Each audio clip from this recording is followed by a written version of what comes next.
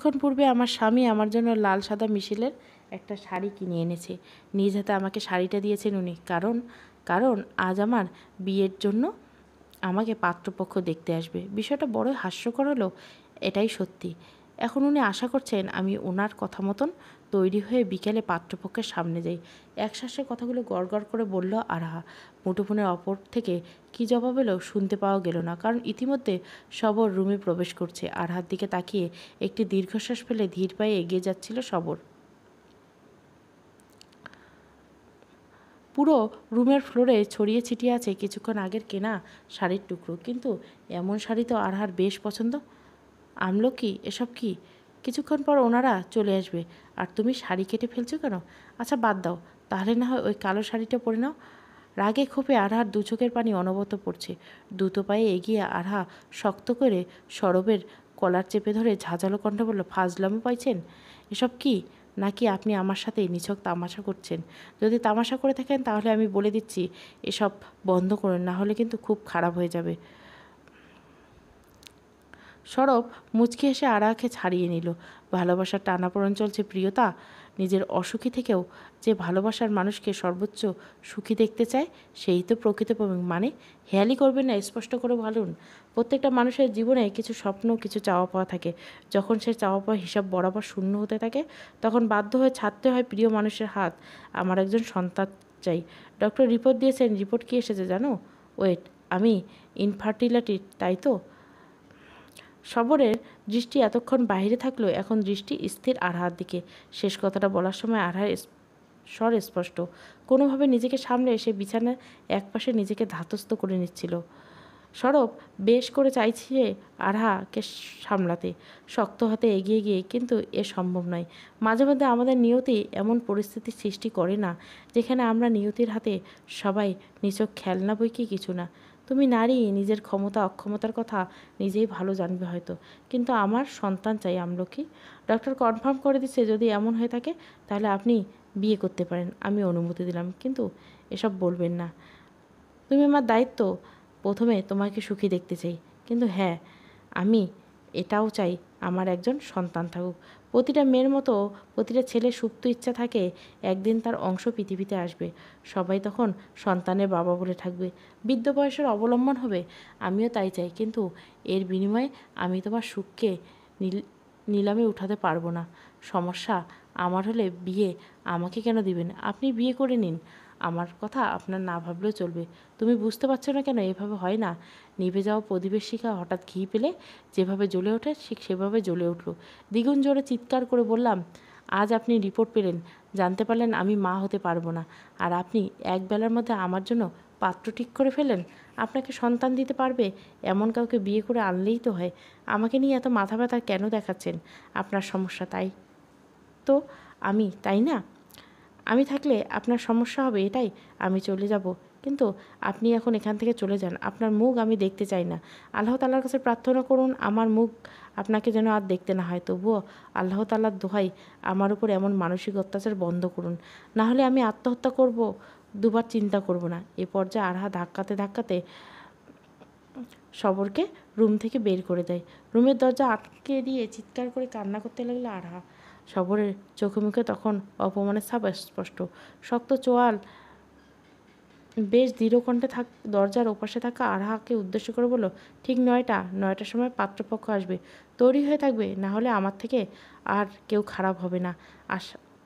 আশকারা পেয়ে মাথায় উঠে যত্ত সব। এতক্ষণ চুপচাপ ছেলের সব দেখছিল মনোয়ারা বেগম। কী হয়েছে, কেন এমন কিছু করছে কিছুই জানে না। আজ সকালে তো সব ঠিক ছিল, তাহলে এখন কি হলো? আরহা তো এমন মেয়ে না, অনেক বুদ্ধিমতী মেয়ে। সরবের কোনো কথাই অমান্য করে না। ঝগড়াঝাটি তো দূরের কথা, 3 বছরের বিবাহিত জীবনে তাদের মধ্যে কোনো মলমালিন্য হয়নি। আজ কি হলো? একটা দীর্ঘশ্বাস ফেলে আরহার রুমের দিকে এগিয়ে গেল মনোয়ারা বেগম। দরজার ওপাশে আরহার গোঙানির শব্দ স্পষ্ট শুনতে পাচ্ছে। দ্রুত চাবি গোছায় এনে দরজা খুলে রুমে প্রবেশ করে দেখলো আরহা ফ্লোরে পড়ে আছে। অজানা আশঙ্কা মন কুঁকড়ে খাচ্ছিল। তবে কি সরব মেয়েটাকে মেরেছে? মাথায় কারো স্পর্শে চোখ মেলে তাকিয়ে আরহা আবার ফুপিয়ে কেঁদে উঠল। কোনোভাবে নিজেকে স্বাভাবিক রাখতে চেষ্টা করলো। মা, আমি কখনো মা হতে পারবো না। বিধাতা আমাকে সে ক্ষমতা দেয়নি। তাই বলে কি তোমার ছেলে আমাকে অন্য কারো হাতে তুলে দিতে পারে? সমস্যা যেহেতু আমার, উনি বিয়ে করলেই তো হয়। আমি না হয় শুধু নামমাত্র স্ত্রী রইলাম, কিন্তু উনি আমাকে বিয়ে দিতে চাইছে কেন? আমার কি দোষ? আরহার কথা তেমন একটা বুঝতে পারল না মনোয়ারা বেগম। আলগোছে আরহার শাড়ির আঁচল টেনে নিয়ে রুম থেকে বের হয়ে এনে নিজের রুমে নিয়ে আসে। মস্তিষ্কে শুধু একটাই কথা চলছে, আরহা মা হতে পারবে না, তাহলে সবর তাকে কেন বিয়ে দিতে চাইছে? খুব যত্নে নিজের রুমে আরহাকে ঘুম পাড়িয়ে দিচ্ছিল মনোরা। ঠিক রাত 8:30টায় সবর ফিরে এলো হাতে রিপোর্ট নিয়ে। বসার ঘরে সোফায় গা এলিয়ে দিলে আরও একবার চোখ বুলালো রিপোর্টে। না, কোনো ভুল নেই, সব সত্যি। কিছুক্ষণ পর পা বাড়ায় রুমের দিকে। ভেবেছিল আরহা হয়তো রুমের দরজা আটকে রাখবে, কিন্তু দরজা ধাক্কা দিতেই খুলে যায়। রুমে আরহা নেই। একরাশ ভয়ের মেঘ জমেছে মনে। হয়তো এক্ষুনি বৃষ্টি হয়ে ঝরঝরিয়ে পড়বে দু চোখ দিয়ে। কিন্তু নিজেকে কিভাবে সামলাতে হয় সবর জানে। আরহার আমার রুমে।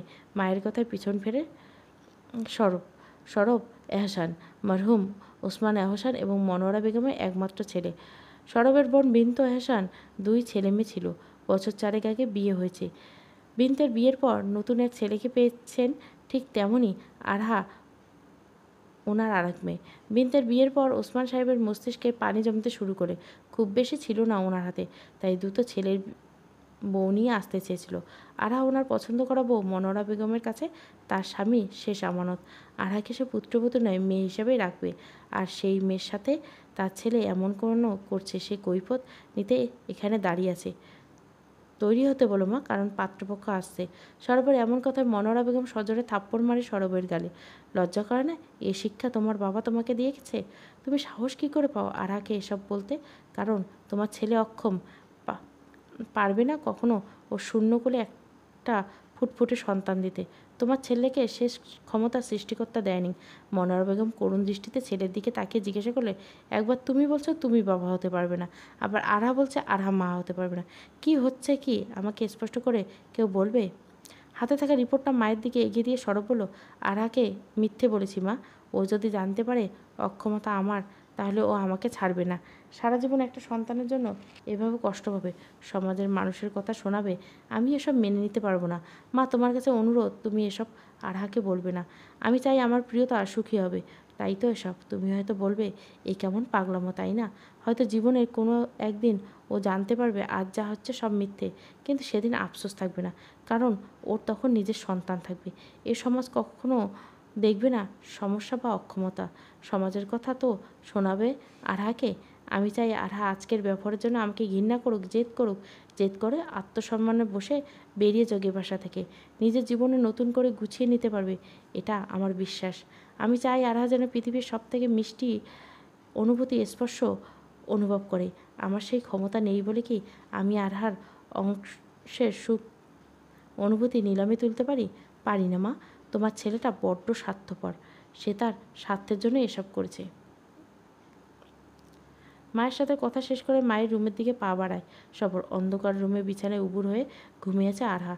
বিয়ে 3টে বছর কখনো আরহাকে কাঁদতে দেয়নি, শুধু মাত্র একদিন ব্যতীত, যেদিন সবরের বাবা ইন্তেকাল করেন। সেদিন আরহা যেমন কান্না করছিল, ঠিক তেমন আগলে নিয়েছিল বাড়ির প্রত্যেক মানুষকে। আরহা শুধু একটা নাম আর মানুষ না সবরের লাইফে। আরহা নিজেই সবরের সব। সবেমাত্র রাত 8:50, অথচ পুরো বাসায় পিনপতন নীরবতা। বিছানায় গুটিসুটি মেরে শুয়ে থাকা আরহাকে ঠিক করে দিচ্ছিল, কিন্তু ঘুমন্ত আরহাকে সবরের বাম হাতে মাথা রেখে দিব্যি আরামে ঘুমাচ্ছে। সবর উঠতে পারল না। আজ মেয়েটার চুল বেনুনি করেনি। চোখের কার্নিশ বেয়ে গড়িয়ে পড়েছে নোনা স্রোতের শুকনো ছাপ। কিছুক্ষণ পরপর ফুপিয়ে কেঁদে ওঠা। এসব একরাশ কষ্ট তার বুকের মাঝখানে কেমন যেন ভার লাগছে সরবের। আরহা কপালে ছোট্ট একটা আবেগী স্পর্শ দিয়ে স্থির দৃষ্টিতে তাকিয়ে আছে সবর। ডান হাতে চিবুকের স্পর্শ করতে দৃষ্টি স্থির হলো। আরহা চিবুকের নিচে কাটা ডাকতে। আচ্ছা, কেউ কি কারো ক্ষতস্থানে প্রেমে পড়তে পারে? কাটা ছেঁড়ার দাগের উপর কেউ কি ভিমড়ি খেয়ে পা পিছলে প্রেমে পড়তে পারে? পারে না তো। যেমন সবর পড়েছে আরহা থুতনির নিচে কাটা দেখে। বছর 3 আগের কথা। পুরো পরিবার ব্যস্ত সবরের জন্য পাত্রী দেখতে। এক মেয়েকে মোটামুটি বেশ পছন্দ হয়েছিল সবার। বিয়ে পাকা কথা দেওয়া হয়েছিল। আগে যখন বিন্তু যখন মেয়ের ছবি দেখলো তখন সাব মানা করে দিল, কারণ জানতে চাইলে বিন্তু বলল, এই মেয়েকে আর যাই হোক বাড়ির বউ করে আনা যায় না। এই মেয়ে শুধু নামে শিক্ষিত, আর তাছাড়া একটু ভালো ফ্যামিলির হলে হয় না। এই মেয়ের মুখের ভাষা জঘন্য, এত নিকৃষ্ট ভাষার মেয়ে মানুষের মুখের হতে পারে না। শুধু এই মেয়ে নয়, এই মেয়ে বড় বোনের মুখের ভাষাও ভালো লাগে না। এরা কথায় কথায় বাবা মা তুলে গালিগালাজ করে। মান সম্মানের ভয়ে কেউ এদের মুখ লাগাতে যায় না, কারণ এরা বস্তির মেয়ের মতো আচরণ করা আর ভাষা, মুখের ভাষা তো বোতলের মেয়েদের থেকেও জঘন্যতম ভাষা। শোনো মা, মেয়ে মায়ের জাত, এদের নরম হতে হয়। আমরা মেয়ে না? আমাদের কেউ কিছু বললে আমরা কি যাই পুরুষ মানুষের মতো গালাবাজি করে এগিয়ে যেতে, নাকি চুপ থেকে ঝামেলা যেন বড় না হয় সেদিকে খেয়াল রাখে? আসলে দেশের বাইরে থাকলে কিংবা একটু মডার্ন ড্রেস আপ ফলো করলে অসভ্য মানুষ হওয়া যায় না। এই মেয়ে ফ্যামিলিগত যোগ্যতার দিক দিয়ে ভালো, কিন্তু ভাইয়া তো মেয়েকে বিয়ে করবে, মেয়ের ফ্যামিলি স্ট্যাটাস না। আশা করি বুঝতে পারছো। বিন্তের কথা সত্যি ছিল। মেয়ের উগ্র ব্যবহার, অসংযত মুখের ভাষা সম্পর্কে খবর পেয়েছিল সবর। আর তাছাড়া সৌভাগ্যবশত বিন্তর জুনিয়র ছিল মেয়েটা, তাই এ যাত্রায় বেঁচে গেল সবর। কারণ আর যাই হোক, ঘরের বউ হিসাবে উগ্র আচরণের মেয়েকে কোনো মানুষই পছন্দ করবে না। এসব আলোচনা চলছিল সবরদের বাসায়। ওসমান সাহেব তখন নামাজে গিয়েছিলেন, কিন্তু এখনও ফিরেনি। হঠাৎ কলিং বেল বেজে উঠল। বিন্তু এগিয়ে সদরদরজা খুলতে দেখলো কালো রঙের বোরখা হিজাব পরা একজন মেয়ে ওসমান সাহেবকে ধরে দাঁড়িয়ে আছে। অল্পবয়স্ক মেয়ে, বুঝতে অসুবিধা হয় না বিন্তের, কারণ চোখ স্পষ্ট বলেছিল এই মেয়ে দেখতে মাশাআল্লাহ সুন্দরী। মেয়ের কণ্ঠস্বর ধ্যান ফিরলেবিত্ত। আসলে উনি রাস্তায় হঠাৎ করে অসুস্থ হয়ে পড়েছিলেন, তাই। মেয়েটার কথা শেষ হতে না হতে বিন্তু ওর বাবার হাতটা ধরে ভিতরে নিয়ে আসে। মেয়েটাকে আসতে বলে ওসমান সাহেব তখন সবেমাত্র রোগ ধরা পড়েছে। উনি ঠিকমতো চলতে পারে না, কিন্তু হঠাৎ হাত পা কাঁপতে থাকে। বাইরে প্রচণ্ড বৃষ্টি হচ্ছিল তখন। ওসমান সাহেবকে বিন্তু ভিতরে দিয়ে এসে দেখে মেয়েটা দাঁড়িয়ে আছে। ভালোভাবে খেয়াল করে দেখলো মেয়ের পরনে বোরখা না, লং ড্রেস, কিন্তু মুখ আবৃত। বিন্তুর থেকে বিদায় নিয়ে মেয়েটা চলে যাচ্ছিল। মনোয়ারা বেগমকে ধন্যবাদ জানাতে এগিয়ে আসছিল, কিন্তু মেয়েকে চলে যেতে দেখে আর পিছন থেকে ডাকলো না। এবার মেয়েটা হঠাৎ পিছনে ফিরে চাইল। স্থির দৃষ্টি মনোয়ারা বেগমের দিকে। কয়েক কদম এগিয়ে এসে জিজ্ঞাসা করলো, কেমন আছেন আন্টি? বিন্তু এবং মনোয়ারা বেগম কৌতূহলময় দৃষ্টি। প্রথম পরিচয়ে কেউ কাউকে হুটহাট করে আন্টি বললে তুমি করে বলে না? তবে মেয়েটাকে? মেয়েটা হালকা হাসলো, চোখে হাসির প্রতিচ্ছবি প্রকাশ করলো। মুখে অনাবৃত্ত করতে করতে মেয়েটি বলল, আমায় চিনতে পারোনি আন্টি? আমি আরহা। আরহা নাম শোনার সাথে সাথে মনোয়ারা বেগমের চোখে মুখে খুশি জেনে উপচে পড়ছে।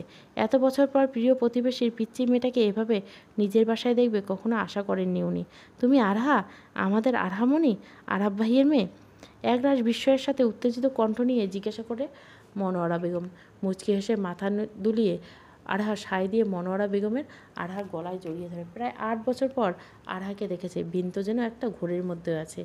ঘোর কাটাতে সে আরহার পাশে গিয়ে বসলো। মনোয়ারা বেগম ধীরে ধীরে সব কথা জিজ্ঞাসা করতে লাগলো। আরহা সব বলেছিল। হঠাৎ করে চলে যাওয়ার কারণ বলল আরহা। ওসমান সাহেবের কথা শুনে বেশ মন খারাপ লাগলো, কিন্তু এটা বলল, আমি সত্যি আঙ্কেলকে চিনতে পারিনি। দাড়ি রেখেছে তো, তাই হয়তো চিনতে পারিনি।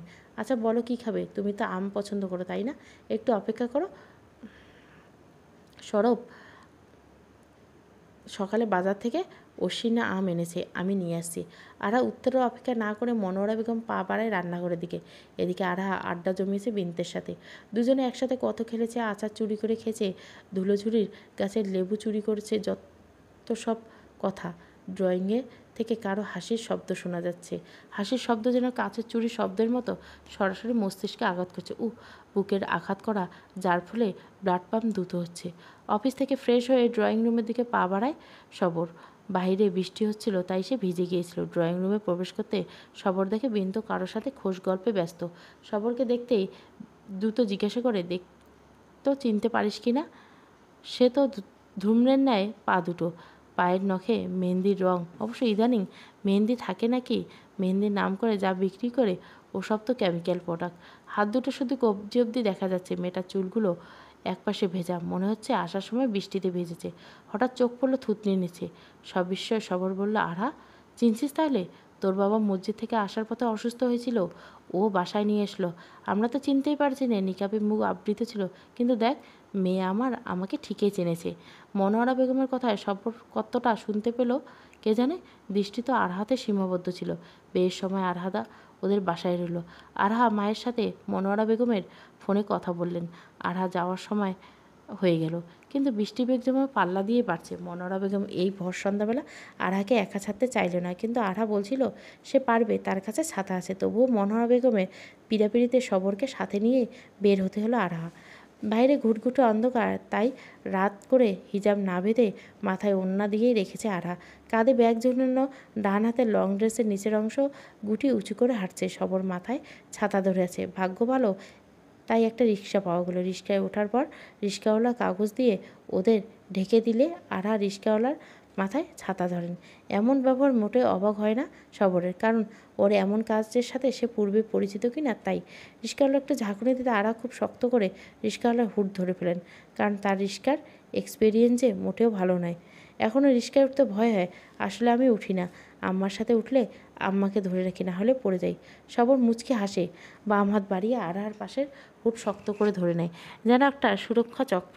রাস্তায় একথা ওকথা শুধু আড়াই বলছিল। শরৎ চুপচাপ শুনছিল, কারণ এখন তো শ্বাস নেওয়ায় দুষ্কর হচ্ছে, সেখানে আবার কথার উত্তর দিবে কি। বাসার কাছে আসতে আরহা থামতে বলল। খুব জোরাজোরি করে সবর এক কথায় যেতে দিতে বাধ্য হয়, কারণ এই সময় হয়তো আর রিস্কা নাও থাকতে পারে।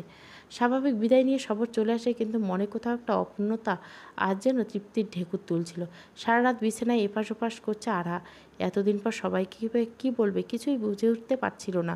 তবে সবরের স্পষ্ট একটু বদলায়নি। সে যেদিন সবরের সাথে আরহার একটু মনমালিন্য হয়েছিল, সেদিন ছিল এরকম বৃষ্টির দিন। আরহা সে বছর ক্লাস 7-এ পড়ে, আর সবর অ্যাডমিশনের প্রস্তুতি নিচ্ছিল। আরহাদের বাসায় কিছু রান্না করলে আরহার মা ওদের জন্য পাঠিয়ে দিত। ঠিক তেমনই মনোয়ারা বেগম। সেদিন আরহার বাবা গ্রাম থেকে কাঁঠাল নিয়ে আসছিল। আরহার মা প্লেটে কাঁঠালের রোয়া দিয়ে পাঠিয়ে দিল আরহাকে, কিন্তু ফিরে আসার সময় আরহা পড়ে গিয়ে থুতনির নিচে বেশ খানিকটা কেটে যায়। সবর কিছু দূরে দাঁড়িয়েছিল। এসব দেখে দ্রুত এসে আরহাকে ধরতে আরহা আরও জোরে কান্না করতে লাগলো। রক্তে একাকার অবস্থা। ওড়না দিয়ে চেপে ধরে বাসায় এসে অ্যান্টিসেপটিকে তুলো ভিজিয়ে পরিষ্কার করে দিচ্ছিল আরহা। সে কি কান্না! জ্বলছে জ্বলছে বলে পুরো বাড়ি মাথায় তুলেছে। বাসায় ছেলে মানুষ বলতে শুধু সবর, কারণ তখন অফিস টাইম ছিল। রক্তে একাকার অবস্থা থেকে সবাই ভীষণ ভয় পায়।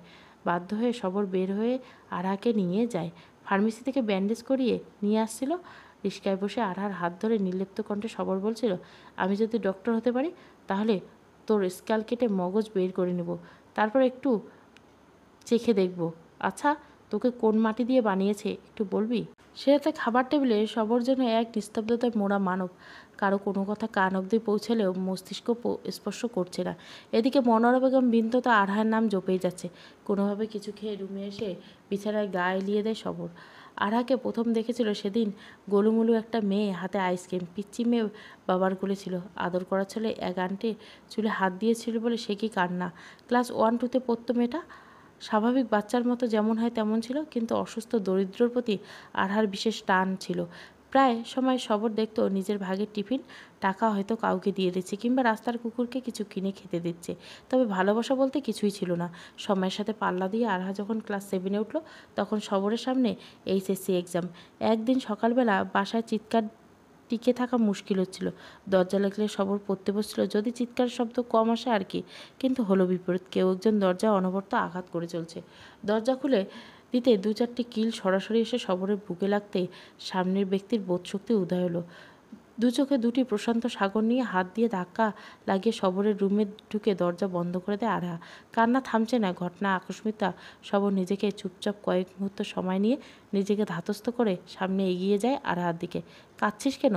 অপর পাশ থেকে কান্না ব্যতীত কোনো উত্তর আসছে না দেখে সবর জোরে ধমক দিলে আরহার ডান হাতের তর্জনী দিয়ে নিজের নাকের বাঁদিকে ইশারা করে দেখায়। লাল হয়ে আছে নাকের পাশে। ছোট্ট একটা সাদা সুতো ঝুলিয়ে দিয়েছে। নাক বাঁধিয়েছিস? আমি বিধাতে চাইনি, আম্মু আন্টি ওনারা জোর করেছে। কথা শেষ করে মেয়ে কেঁদেই অস্থির। সবর এক গ্লাস পানি এগিয়ে দেয়, কিন্তু সে কিছুতেই খাবে না। যখন রুমের দরজা খুলতে যাচ্ছিল, সবর আরহা দৌড়ে গিয়ে বাধা দেয়, কারণ এখনও নাকি কান বিধানো বাকি, আর সে কান বিধবে না। আর সবর বা অন্য কেউ জোর করলে বাসা থেকে চলে যাবে। দরজার ওপাশ থেকে মনোয়ারা বেগম আরহার মা সব শুনে সবরকে বলে আরহাকে একটু দেখে রাখতে, কিছু লাগলে দিতে, তবে কোথাও যেন না যায় সেদিকে খেয়াল রাখতে বলে চলে যায়। ড্রয়ার থেকে ন্যাপা বের করে আরহাকে খাইয়ে দেয়। এদিকে আরহা কান্না করছিল ব্যথায়। নাক দিয়ে পানি পড়ছিল। হঠাৎ যখন নাকের পানি মুছতে যায়, নাকে বা পাশে লেগে থাকা চিৎকার করে উঠে আরহা। কান্না করলে নাক দিয়ে পানি পড়বে স্বাভাবিক, কিন্তু আর এক ফোঁটা পানি নাক দিয়ে পড়লে খবর আছে। চোখ দিয়ে ফেলতে ইচ্ছে করলে ফেলতে পারিস, কিন্তু নাক দিয়ে পানি পড়লে তোর একদিন কি আমার একদিন। সবরের এমন হুমকিতে আরহা চুপচাপ বসে আছে। কিছুক্ষণ পর সবর স্টাডি টেবিল থেকে মীর মোশাররফ হোসেন এর লেখা বিশদ বন্ধু নিয়ে পড়তে লাগলো আরহা। সবর তখন ক্যালকুলেসে ডুব দিয়েছে। ঘন্টা দুয়েক পর যখন সবরের মনে হলো এই রুমে আরহা নামে কোনো প্রাণী আছে, ততক্ষণে আরহা ঘুমের সাগরে ডুব দিল। এলোমেলো আরহার বুকের উপর থেকে বই সরিয়ে মাথার নিচে বালিশ ঠিক করে গায়ের কম্বল জড়িয়ে দেয় সবর। নাকটা হালকা ফুলেছে। জীবনে 18তম বছরে এক হাড় কাঁপানো শীতের দুপুরে সবর নিজেকে বড্ড তৃষ্ণার্ত অনুভব করলো। মস্তিষ্কের নিউরনগুলো দ্রুত সংকেত দিচ্ছে বুকের ভিতরে অদ্ভুত অনুভূতি। সেই অনুভূতির পথে হেঁটেই সবর ছোট্ট ছোট্ট অনুভূতিকে ভরিয়ে দিয়েছিল আরহার নাকে বা পাশে সদ্য বিধানের অংশে। সেদিনের পর থেকে আরহার নামের মানে হয়তো পাল্টেছিল। কারণে অকারণে দেখতে ভালো লাগতো, কিন্তু এক্সামের জন্য এত সময় হয়ে উঠতে পারেনি। তারপর 8 মাস হয়ে গেল আরহা যেদিন ব্যথা পেল সেদিন ছিল শেষ দেখা। আরহাকে নিয়ে ফিরে এসে দ্রুত নানুর বাড়ি যেতে হয় সবরদের। 15 দিন পর যখন ফিরে এসেছিল, এসে জানতে পারলো আরহা চলে গিয়েছে। তারপর দীর্ঘ 8 বছর পর সামনে এসেছিল আরহার স্মৃতিগুলো বাক্সে বন্দি ছিল এতকাল। ও চুলের কাটা একটা দুল, ভাঙা নাকফুলের সাথে রক্তমাখা ওড়না, সবার আড়ালে লুকিয়ে চুরিয়ে বাঁচিয়ে রেখেছিল সবর। প্রথম টিউশনি পুরো টাকায় আজও গচ্ছিত আছে সবরের আলমারির ড্রয়ারে আরহার জন্য। আচ্ছা, এটাই কি ভালোবাসা ছিল নাকি আবেগ? দিন কয়েক খুব অস্থিরতা কাটলো আরহা। হঠাৎ একদিন নিমন্ত্রণ এলো সবরদের বাসা থেকে। আরহার বাবা নিমন্ত্রণ রাখলেন। শুক্রবার সকালে আরহার পরিবার উপস্থিত হলো সবরদের বাসায়। আরহা যেদিন ব্যথা পায় সেদিন সবরের বড় মামি আত্মহত্যা করেন। সেই দ্রুত চলে গিয়েছিল। বড় ভাবির কথা বলে বেশ আক্ষেপ করেন সবাই, কিন্তু আত্মহত্যা মেনে নিতে কষ্ট হচ্ছিল। বিন্তর স্বামীর সাথে পরিচিত হয় আরহার পরিবার। বেশ ভালো ভদ্র ছেলে বিন্তর স্বামী। পুরো দিন বেশ আমেজে কাটিয়ে সবাই সিদ্ধান্ত নিল বিকেলে পাশের রিসোর্টে যাবে। পুরো বাসায় আরহার মা আফসোস করছিল। আসলে সবরদের পরিবার সেদিন নানুর বাড়ি যায়, আর তার কয়েকদিন পর হঠাৎ আরহার বাবার ইমার্জেন্সি ট্রান্সফার হয়ে যায়। দুদিনের মধ্যে শিফট খুল নেয়। যাওয়ার আগে আরহার মায়ের ফোন হারিয়ে যায়, তাই যোগাযোগের সম্ভব হয়নি। সবাই রিক্সা করে যাচ্ছিল, কিন্তু মনোয়ারা বেগম সবরকে বলল আরহাকে নিয়ে বাইকে বসতে, কারণ আরহা রিক্সায় প্রচণ্ড ভয় পায়। বেচারি মেয়েটা যখন রিক্সায় উঠবে তখনই কিছু না কিছু হবে। সবাই চলে যাওয়ার পর আরহা সবরের বাইকের পাশে দাঁড়িয়ে আছে। কিছুটা আশ্বস্ত দেখে সবর জিজ্ঞাসা করলো কোনো সমস্যা? ইচ্ছের বিরুদ্ধে মুখে হাসি টেনে মাথার দুপাশ দুলিয়ে আরহা বলল না। উঠতে বসতেই সবর বেশ বুঝতে পারলো আরহা প্রথমবার বাইকে উঠছে। মুচকে এসে ঘাড় গুলিয়ে বলল প্রথমবার? কেন? কারো বাইকে উঠবো? এতটা স্পেশাল কারো হয়ে উঠিনি তাই। But ma'am, you are special. You know what? You are the first girl to sit on the back of my bike. মানে কিছু না, কাইন্ডলি একটু ধরে বসিয়েন, পড়ে গেলে কর্তৃপক্ষ দায়ী থাকবে না। বেশ উপভোগ করছিল আরহা সবরের সঙ্গ। নীরবতা কাটিয়ে আরহা জিজ্ঞাসা করলো তোমার বড় মামি মারা গেল কীভাবে? আত্মহত্যা করেছিল কেন? একটা সন্তান জন্ম দিতে না পারা অক্ষমতার কারণে, দিন শেষে মামার অবহেলার কারণে, বন্ধা অলক্ষ্যে অপবাদ। আরহা নাকফুল ঠিক উপরে ছোট্ট একটা লাল তিল। সবরকে বারবার আহ্বান জানাচ্ছে। আড্ডায় সবার সাথে বসলো। সবর আরহার নাকের তিলে আটকে আছে। বিষয়টা প্রথমে খেয়াল হলো বৃন্তের স্বামীর। বৃন্তকে ইশারা করে দেখলো। বৃন্ত মুচকে হাসে। এদিকে সবর এমন বোকামো কারোর নজর এড়িয়ে যায়নি। খানিকটা সাহস নিয়ে বৃন্তর স্বামী মনোয়ারা বেগমকে ডেকে একটু আড়ালে নিয়ে যান। আরও খানিকটা সাহস হয় সবর আরহার বিয়ের কথা বলে। যেহেতু পাত্রী খোঁজা হচ্ছে, এদিকে আরহা যথেষ্ট ভালো ভদ্রমেয়ে। মনোয়ারা বেগম মনে মনে যে চিন্তা করেনি এমন নয়, তবে এবার মেয়ে জামাইয়ের মতামত পেয়ে বেশ খুশি হয়েছে রুনি। ওসমান সাহেবকে বললে সে সম্মতি জানাবে, কিন্তু আরহার পরিবার কীভাবে নেবে কথাটা, এটাই চিন্তার বিষয়। বিন্তর স্বামী সবরকে বলল আরহাকে নিয়ে ওদিকটা ঘুরে আসতে, ছোট্ট একটা বিল আছে ওদিকে। সবর সায় দিয়ে আরহাকে নিয়ে বেরিয়ে পড়ে। এদিকে মনোয়ারা বেগম সাহস করে দ্বিধা না নিয়ে কথাটা বলেই ফেলে। আরহার মা এক কথায় রাজি হলো। আরহার বাবা বেশ বিপদ, কারণ আরহাকে না জিজ্ঞেস করে সে কোনো মতামত দিতে চাচ্ছে না।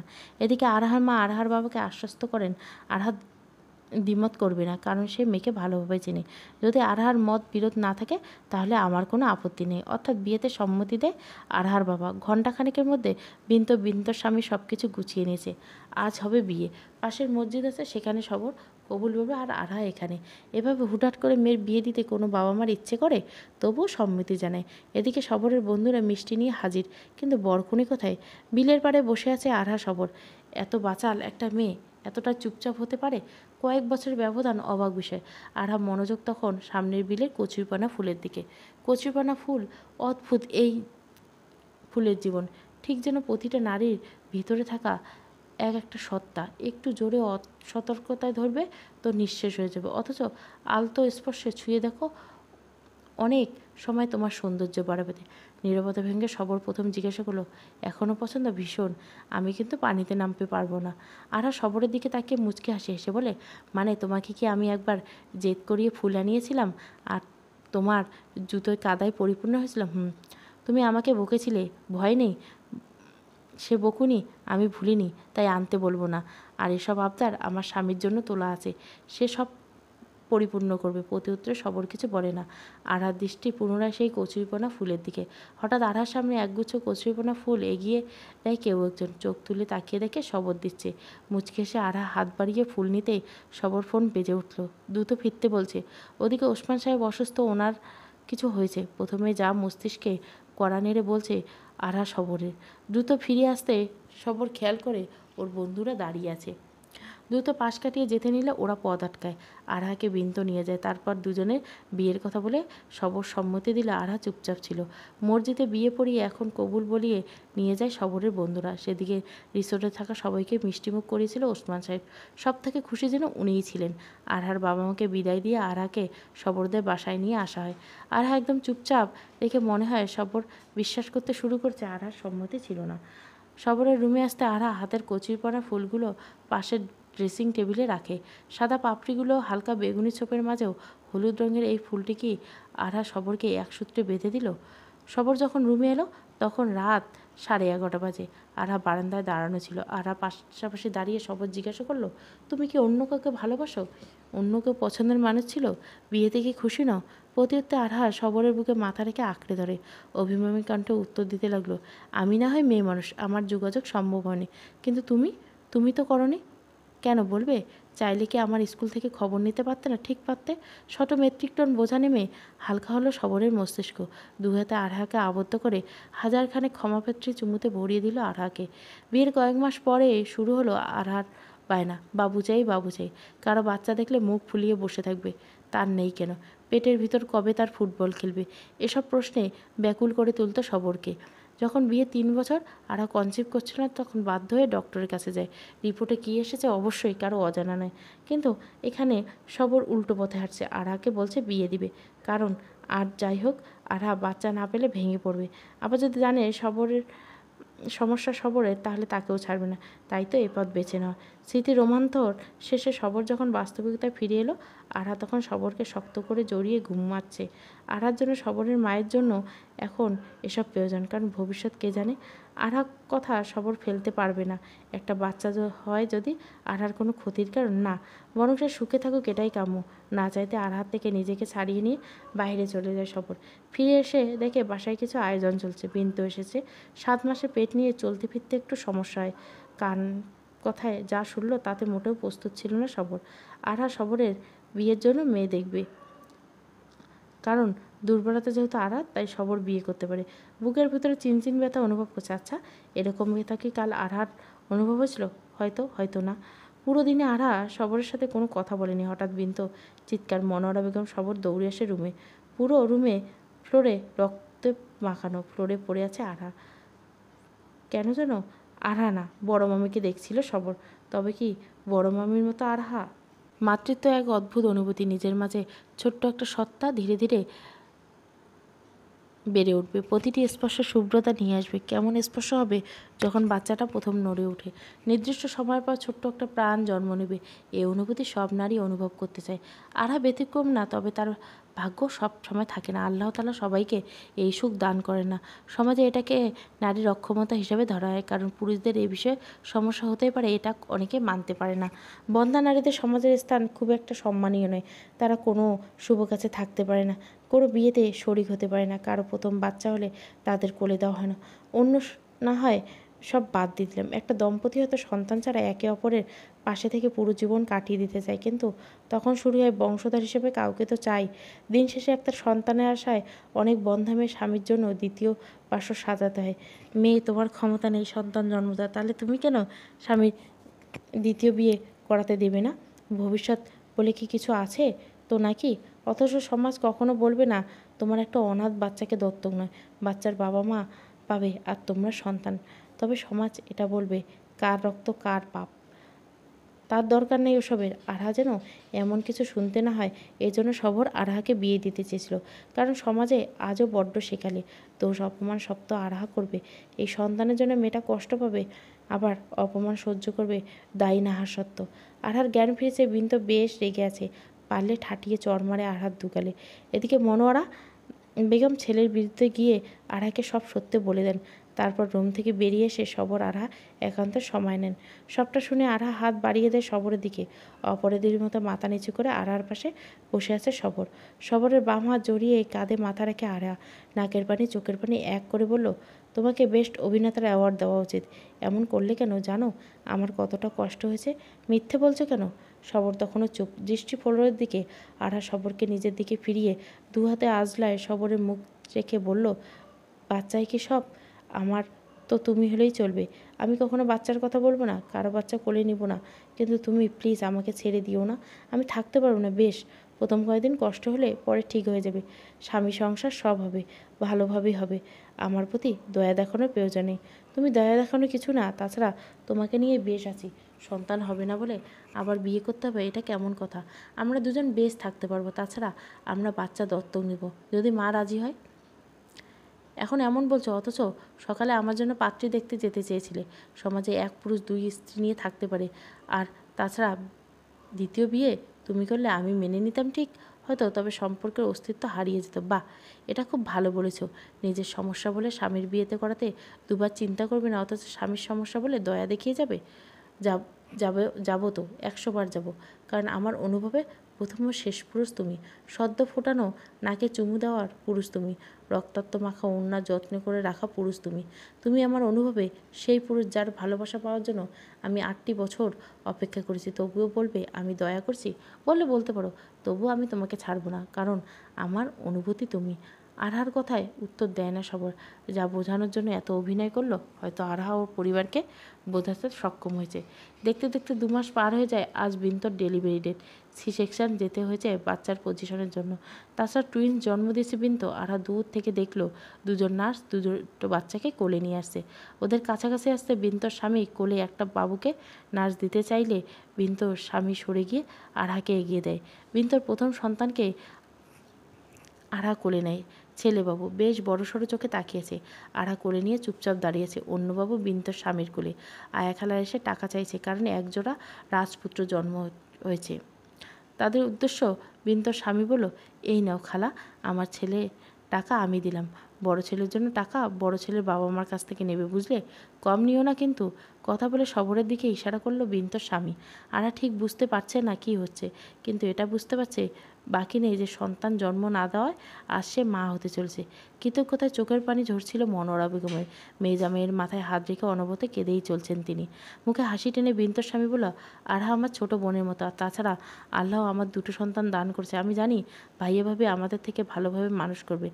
আমাদের প্রথম সন্তান আমরা আরহাকে দিয়ে দিব, এমনটা 2 মাস আগে থেকে মনস্থির করেছিলাম।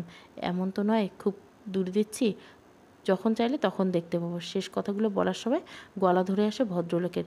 সবর এগিয়ে এসে জড়িয়ে ধরেন বোন জামাইকে। মুচকে এসে ভদ্রলোকে নিজেও গভীরভাবে আলিঙ্গনে। আমি এ ঋণ শোধ করতে পারবো না ভাই, ধন্যবাদ দিয়ে ছোট করব না। এটা আপনার উপহার ভাই, আরহার ভাইয়ের পক্ষ থেকে তোমার উপহার। আপনি আমার বোনের জন্য যা করেছেন আমি কিন্তু সবটাই জানি। ভয় নেই, তৃতীয় ব্যক্তি কখনো জানবে না।